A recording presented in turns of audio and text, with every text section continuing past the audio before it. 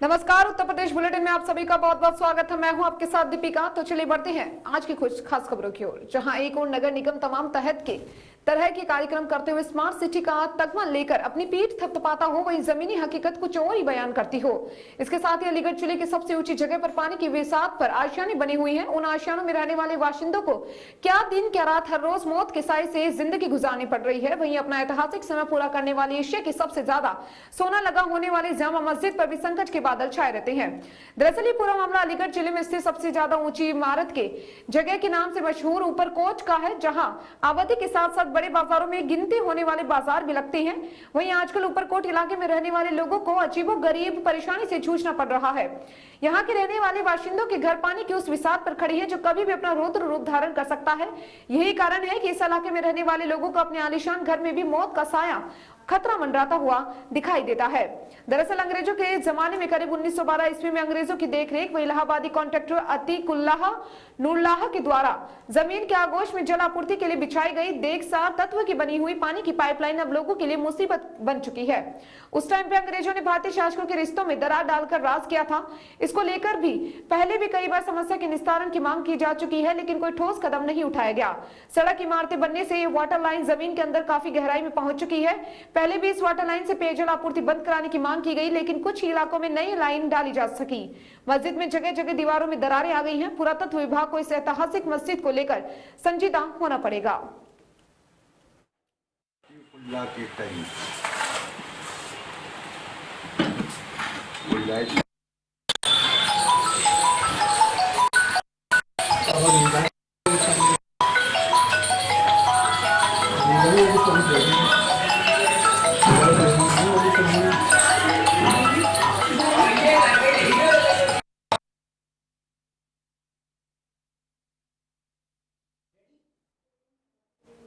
उत्तराखंड में ग्लेशियर फटने से गंगा नदी में बाढ़ आने की संभावना है। इस संभावना को लेकर जिले का पुलिस प्रशासन अलर्ट मोड पर है। इसके साथ ही एसपी ने थानों को सूचित कर गंगा क्षेत्र में रहने वाले लोगों को अलर्ट दे दिया है।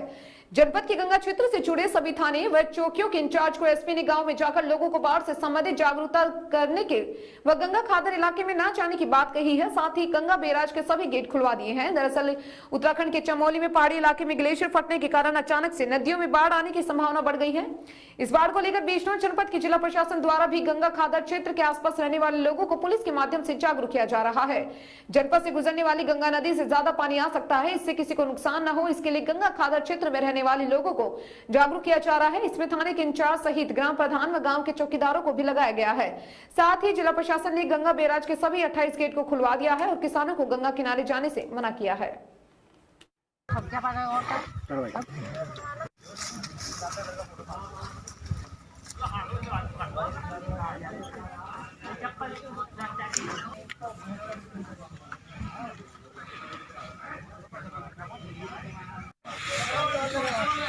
इन्हें थोड़ा समझाते हुए जरा जो पैदल वाले हैं उनको अपनी अपनी गाड़ी बैठा के ले जाना, पैदल आते हो। चमोली जनपद में ग्लेशियर फटने से बाढ़ आने की पूरी संभावना है। शासन की तरफ से भी अलर्ट जारी किया गया है। उसी के क्रम में चूंकि उत्तर प्रदेश का गंगा के तट पर बिजनौर पहला जनपद है, पूरे थाना क्षेत्र के माध्यम से बीट सिपाही, हल्का प्रभारी, थाना प्रभारी के माध्यम से तथा ग्राम प्रधान, चौकीदार, बीडीओ के माध्यम से जिला प्रशासन द्वारा एवं मेरे द्वारा अलर्ट जारी किया गया है। लोगों को आगाह किया जा रहा है गंगा के तट की तरफ न जाए। तो बाढ़ के संभावित को लेकर के जो प्रिकॉशन लेने उसको तत्काल लें, अलर्ट करने की।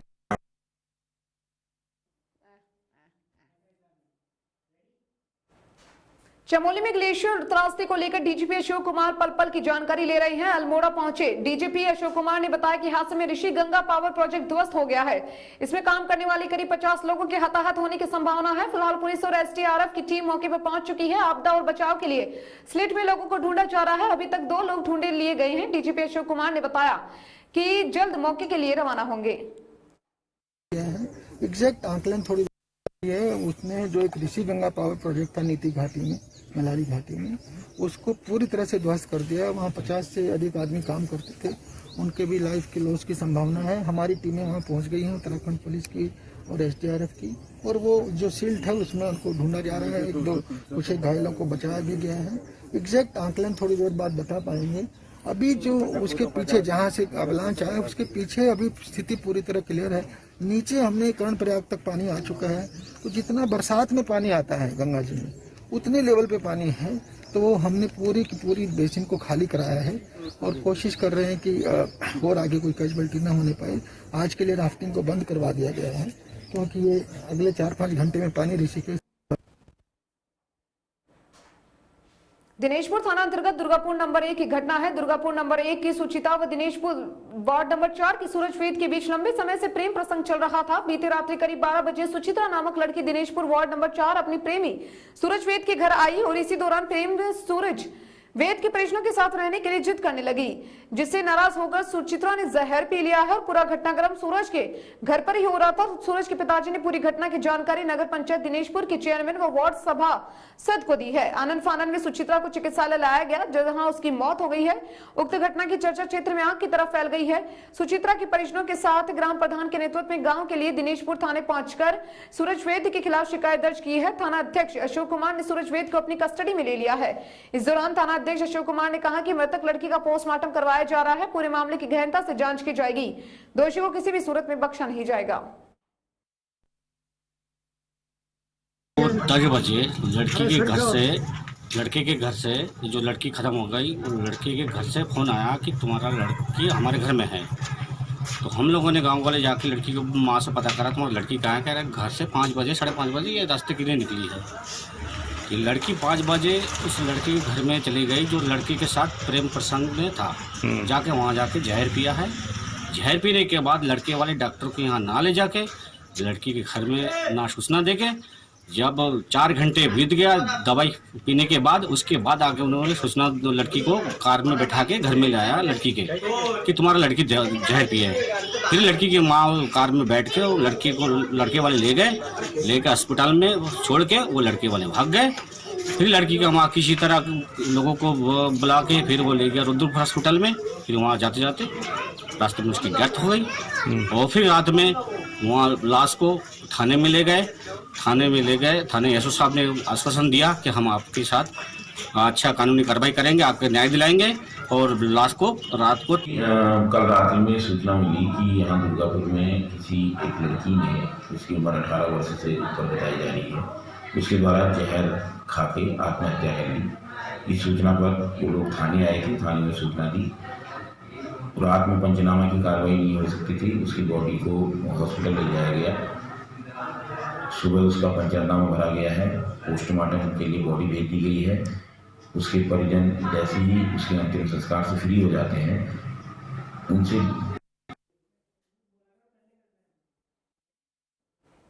खबर लखनऊ से है, जहां आपको बता दें कि बीते कई दिनों से किसान आंदोलन भारत देश के हर राज्यों में किसानों द्वारा प्रदर्शन चल रहा है, तो वहीं दिल्ली में चल रहे आंदोलन से चक्का जाम का आह्वान किया गया और डीएम एडीएम को ज्ञापन सौंपने को कहा गया। उसी क्रम में भारतीय किसान यूनियन अंबावता द्वारा प्रशासन को ज्ञापन सौंपा गया है। इस मौके पर युवा मंडल अध्यक्ष मोहम्मद रिहान, मंडल अध्यक्ष मोहम्मद नाशी, जिला हरदोई रेखा युवा, जिला अध्यक्ष हरदोई मोहम्मद यूनुस, जिला अध्यक्ष महिला प्रकोष्ठ ममता तिवारी आदि लोग मौजूद रहे। वहीं इस मौके पर प्रदेश अध्यक्ष अनूप पांडे ने सरकार को खुले शब्दों में चेता दिया है कि कानून को वापस कर लेना चाहिए, नहीं तो अंजाम बुरा हो सकता है।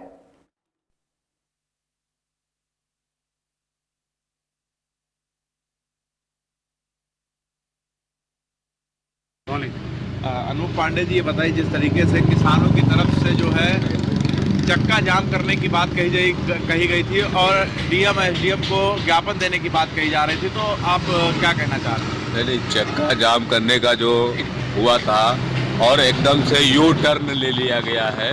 सभी राष्ट्रीय अध्यक्ष जो हैं किसानों के, वो सब ने, राष्ट्रीय अध्यक्ष जितने भी हैं, सारे लोगों ने यू टर्न मार दिया। कल शाम तक का प्रोग्राम था कि मतलब चक्का जाम होगा और कल शाम को आ रही है एप्लीकेशन की चक्का जाम नहीं होगा, डीएम को ज्ञापन दिया जाएगा। तो सरकार से या तो कुछ सरकार से बातचीत हुई होगी या सरकार ने धमकाया होगा, जो भी, ये तो राष्ट्रीय अध्यक्ष ही जान सकता है और या केंद्र सरकार ही बता सकती है। राकेश टिकैत है जो उन्होंने कहा है कि अब चक्का जाम तो हो गया, आगे अब सरकार को झुकना होगा, किसान नहीं झुकेंगे। इसको आप किस तरीके से देख रहे हैं? देखिए, सरकार तो झुकने के लिए तैयार भी थी। 11 राउंड बात की गई है उसमें, और उन्होंने भी बात की है, लेकिन उस पर बात नहीं बनी है।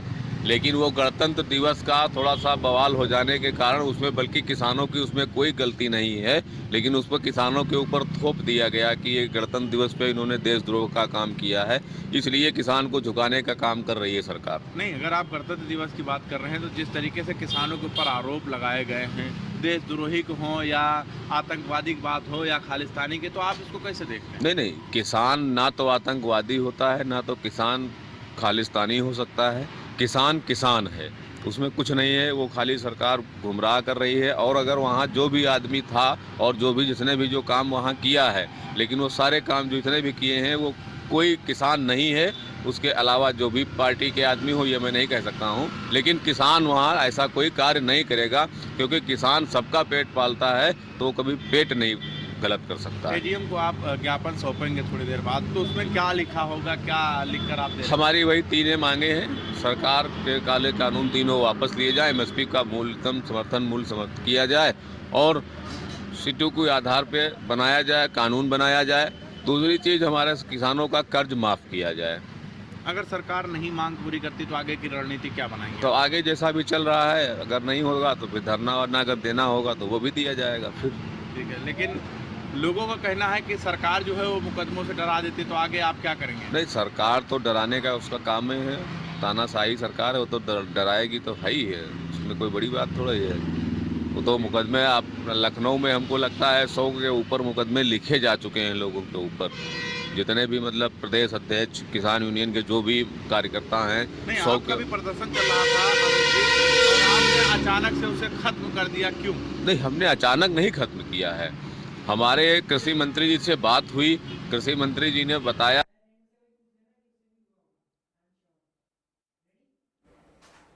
खबर पीलीभीत से है। मेडिकल संचालक ने डायल 112 पुलिस को धक्का मुक्की की है और पुलिस ने मेडिकल संचालक को गिरफ्तार किया। मामूली विवाद की सूचना पर की गई थी पुलिस। आरोपी के पास से पुलिस ने बांका किया बरामद। इसके साथ ही पूरनपुर कोतवाली क्षेत्र का ये मामला है।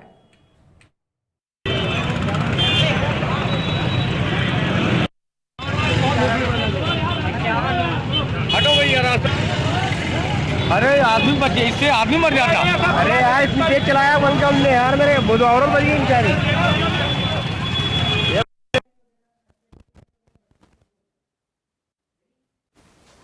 उत्तराखंड के चमोली जिले में आज सवेरे ग्लेशियर फटने से हड़कंप मच गया है, जिसके चलते धौली गंगा नदी में जलस्तर बढ़ने लगा, जिसके चलते उत्तराखंड के कई गांवों में 2013 में उत्तराखंड में हुए आपदा जैसे हालात बन गए हैं, जिसको लेकर उत्तराखंड व उत्तर प्रदेश में गंगा के किनारे बसे सभी जिलों में आधिकारिक रूप से हाई अलर्ट घोषित कर दिया गया।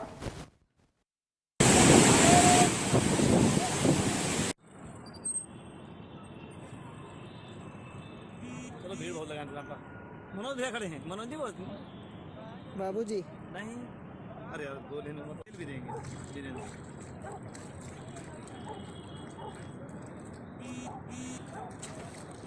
कहाँ की है, कहाँ खबर लगाए हो यार?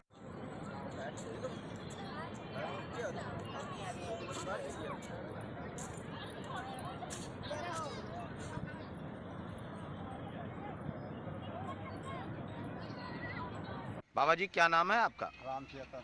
कहाँ रहते हैं आप? यही नाना में गंगा आश्रम मेरा है, गंगा मंदिर से आश्रम में। अच्छा बाबा जी, हरिद्वार में गंगा जी में बाढ़ आ गई है, और क्या प्रशासन के द्वारा अभी तक आप लोगों को किसी तरीके की कोई सूचना दी गई या कोई इंतजाम किए गए? कोई सूचना ना, कोई इंतजाम, कोई सूचना कोई आया ना, अभी मालूम हुआ